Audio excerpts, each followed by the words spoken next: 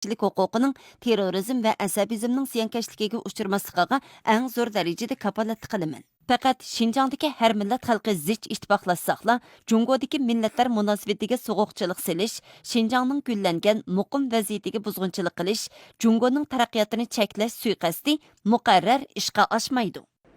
Şinjangni qonun bo'yicha idora qilishda chang turib, qonunchilik tafakkuri, qonunchilik usulini faol qo'llanib, qonun bo'yicha kasbiy mahorat ta'lim-tarbiya markazi ta'sis qilib, kasbiy mahorat ta'lim-tarbiya xizmatini qanot yaydirdi.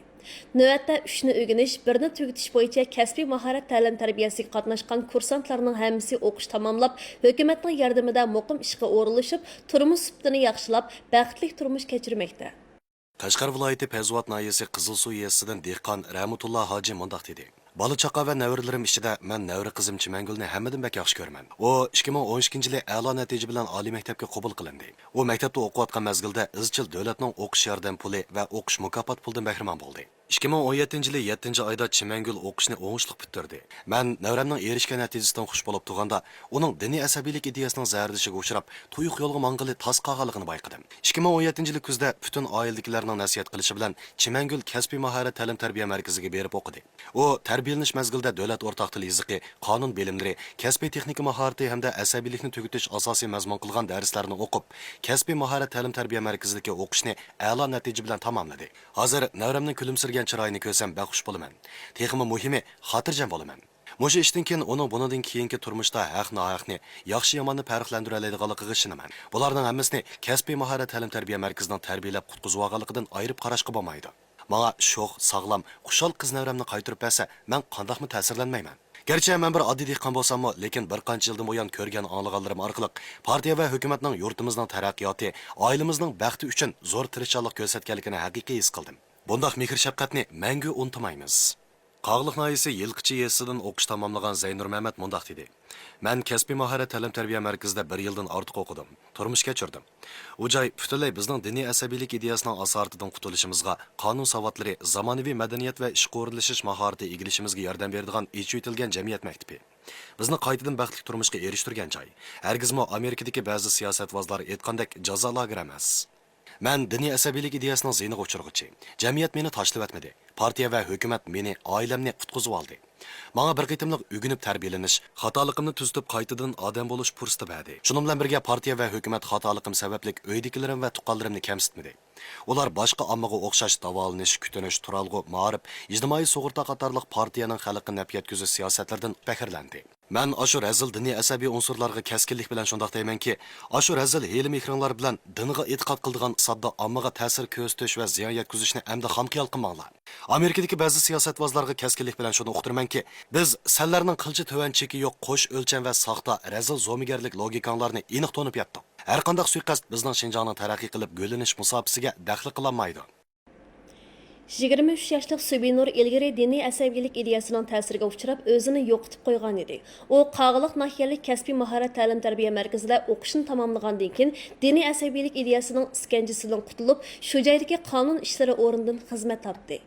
Subinur har kuni saharda birinchi bo'lib ish o'rniga berib, materiallarni ratlab, turli tayyorlik xizmatlarini qiladi. Advokatning shu kundagi sotqa chiqqanda kerak qiladigan materiallarini tayyorlayman. Yana ishxonada material tarjim qilaman. O'zim qila oladiganligi ishlarning hammasini kuchimning yetishicha qilib ularga yordamlashaman. Hozir qilayotgan xizmatimdan nihoyat faxrlanaman. Bir qancha yil ilgari bir diniy asabiy unsur maktabda o'qiyotgan Subinurga diniy asabiylik targ'ib qilingan kitobdan bir qanchani berdi. Hamda uningga diniy asabiylik ideyasini singdirdi.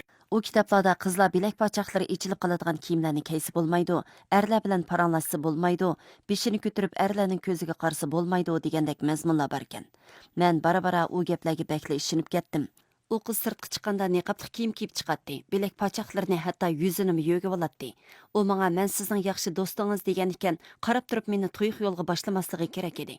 Men uning ta'sirida asta-asta diniy asabiylik tusini olgan kiyimlarni kiydigan bo'ldim. Subinur diniy asabiylik ideyasining ta'siriga uchrab o'quvchisi kamaydigan bo'lib qoldi. Yana urug' tuqqan do'stlarining normal turmushiga aralashdi. Uydagilar aytgan har qanday tomoqni yegim kelmaydi. Nazarimda uyimdagilarmi yotdindi edi. Yan telefonda chet elning to'r betlariga kirib qonunsiz unsinlarni ko'rdim. Bir qatim do'stimning tug'ilgan kunida ba'zilar naqshi aytib usul o'ynaganda mening bek achchig'im kelib, "Sizlar mushu qilganinglarning jazosini tortisizlar" deb vaqirdim. Subinur diniy asabiylik ideyasidan qutulish uchun Qog'iliq noyalik kasbiy mahorat ta'lim-tarbiya markaziga berib qonun bilimlari, davlat o'rtaq til yozig'ini sistemali qilgandi. Bu yerda o'qituvchilar uningga xuddi onasidek kuyundi. Sinif modeli uygunish turmushimga nahayt ko'ngil bo'ldi. Men bilan paranglashdi, sirdashdi. Menga qoida, qonun, siyosatlarni sabrchanlik bilan so'zlab tushundirdi. Bu mezgilda men terrorlikqa qarshi turish ko'rgazmasini ko'rdim. Nurg'un kishining qonunni bilmaganlikdan, tushunmaganlikdan, qonunga rioya qilmay jinoyat o'tkazganlik misollarini ko'rib, o'zim haqida qayta o'ylandim. Bir qatim tug'ilgan kunimni xotirlaganda sinf mudirim tortni ko'targanicha kulimsirab turib, "Subinur, tug'ilgan kuningizga muborak bo'lsin" deb meni tabrikladi. Shu chaqda nihoyat ta'sirlandim. Muallimga qanday javob berishimni bilolmay qoldim. Qilganlarimdan nihoyat xijillik his qildim. O'qituvchilarning ko'ngil bo'lishi, g'amxo'rligi va savrchanlik bilan yetaklashi orqali Subinur qonun bilimlarini astoydil o'rgandi. Zamonaviy savdo ishlari, ishxona xizmati mahoratini pishiq egiladi.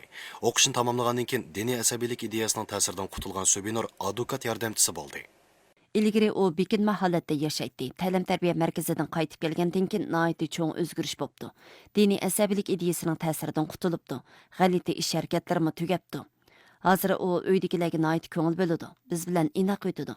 Biz yaxshi ko'radigan ochiq yo'riq, sho'x Subinur yenimizga qaytib keldi. Men diniy asabiylik ideyasining razil mohiyatini to'nib yetdim. Xatolik o'tkazganimga nihoyat pushaymon qildim.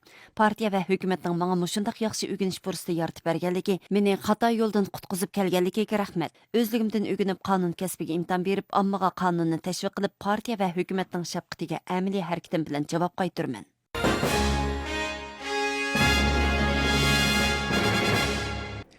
Jungo binakarlık quruluş guruhi Şinjang binakarlık quruluş guruhi birinci binakarlık quruluş çeklik şirketdeki